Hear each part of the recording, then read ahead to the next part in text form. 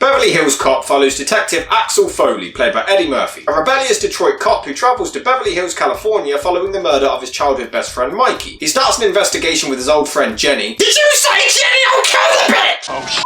Oh, played by Lisa Eilbacher, and he begins to suspect that her boss, an art dealer called Victor, played by Steven Berkoff, might have something to do with his best mate being axed. Well, I will be very glad to hear it. The idea for the now iconic movie originated in 1977 when Paramount executive Don Simpson came up with a movie idea about an East LA cop who gets transferred to Beverly Hills and the wacky hijinks that ensue. Danilo Buck was called in to turn this idea into a screenplay, and in 1981 he pitched his story to Paramount called Beverly Drive about a cop from Pittsburgh named Ellie Axel. However, the script was more of a generic action movie than the action comedy it would later become, and Buck made several attempts to rewrite the script. But after a while, interest in the project dried up and it was abandoned. Despite this, when Don Simpson's movie Flashdance became one of the biggest hits of 1983, the script for the Beverly Hills film was picked back up again, set to be his company's next project. Daniel Petrie Jr. was then brought in to rewrite the initial draft, adding in a lot of the film's trademark comedy, which the producers loved, renaming the titular character to Axel Ellie and changing his home city from Pittsburgh to Detroit. As for who would direct, David Cronenberg and Martin Scorsese were both approached but turned it down, the latter feeling that the concept was too similar to the movie Coogan's Bluff, and the director's chair was then given to Martin Brest.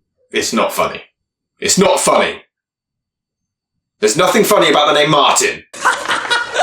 Mickey Rourke was the first choice for the lead, and he even signed a $400,000 holding contract to do the film. But when additional rewrites took longer than expected, Rourke abandoned the movie to move on to other projects. Other considerations included Al Pacino, James Caan, Richard Pryor, Harrison Ford, and Sylvester Stallone, the latter of whom actually accepted. However, Stallone didn't like the script very much, as he thought there was too much comedy, which he felt unsuited for, so he performed another dramatic rewrite. Sly's version of Beverly Hills Cop removed much of the humour that had been previously added in, turning it back into a bog-standard action movie. He also renamed the lead to Axel Corbetti, retooled the character of Michael to be Axel's brother rather than his best friend, and made Jenny his love interest. Simpson hated Stallone's rewrites and tried to get him to change at least some of the script back, but Sly wouldn't budge, claiming that if the script was thrown out, he would leave with it. In the end, Stallone left the project to star in Rhinestone instead, and many of the ideas in his draft served as the basis for his 1986 film Cobra. In the end, Eddie Murphy was finally asked to do the film and accepted, even turning down the role of Winston in Ghostbusters to do the picture, but he also wanted more rewrites as he didn't find the script very funny. The final shooting draft of the screenplay was eventually complete with Murphy's input just a day before production was due to start, and with that, Beverly Hills Cop could finally begin filming. Thank you very much. The movie was shot from May to August of 1984, and Beverly Hills Cop was released on December the 5th that same year, and it was a massive hit, grossing $316 million against a budget of just $13 million, surpassing The Exorcist to become the highest grossing R-rated film ever at the time. Which is weird because considering the content in The Exorcist and then this, I don't know, there's just not a lot in this that I think warrants an R rating. Shut up. And it was a big hit with critics and audiences, who particularly lauded the action, soundtrack, and Murphy's performance. The film would later spawn an entire franchise, consisting of a commercially successful sequel in 1987 directed by Tony Scott, a much less successful third film in 1994 directed by John Landis, and a surprise fourth film on Netflix in 2024 directed by nobody important. You damn right, wise ass! There were also plans for a TV series which would follow Axel's son, who would have been played by Brandon T. Jackson, but this never ended up happening. The American Film Institute would go on to pick Beverly Hills Cop as the 63rd funniest movie ever, and the film remains an action and comedy classic as well as one of Murphy's most popular roles. And it's not hard to see why, he's an absolute blast to watch. The first time seeing it, you assume that Axel is a criminal, and it leads to a long 10-minute chase scene wrecking the city only to discover that he's actually a police officer. Although whenever Eddie Murphy laughs, it doesn't seem like a real laugh. It's like Jimmy Carr. He gets a bit hammered with his best friend and they get jumped, but I mean the dude is clearly trying his best not to laugh. You really couldn't do a second take, guys. What I find fascinating is how much of an arsehole Axel actually is in this. Not only does he cause chaos wherever he goes, but he rocks up to a hotel last minute demanding a room then and there, and when he doesn't get his own way he causes a scene and plays the race card, although his reaction to the price of the room is hilarious. That'll be $235 a night, sir.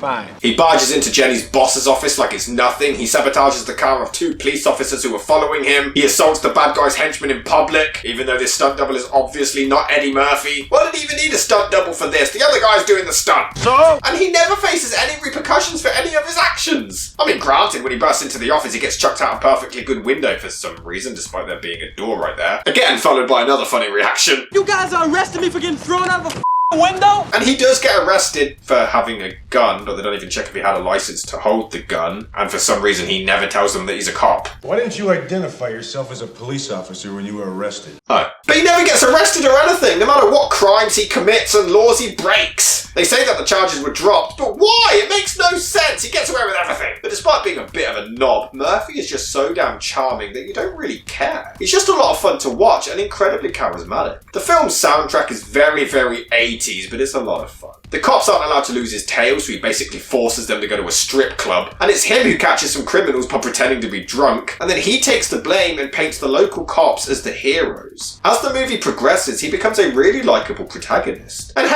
I guess Marty McFly is in town! Oh, and he also acts gay to get his way to the villain, because it's the 80s, so gay equals funny. Oh, who cares? It's a great performance. Although for police officers, neither of them are wearing seatbelts. It's just very dangerous. Victor is also a great villain. Every word sounds incredibly evil. He was born a dickhead. I'm all ears. Fluffy unicorns and cute bunny rabbits. Judge Reinhold plays a cop called Billy, but his character is pretty much just a wet blanket in this. He just follows his buddy around and then follows Axel around, has no mind of his own or confidence, and just makes a face for the entire film. His job is quite literally reaction shots.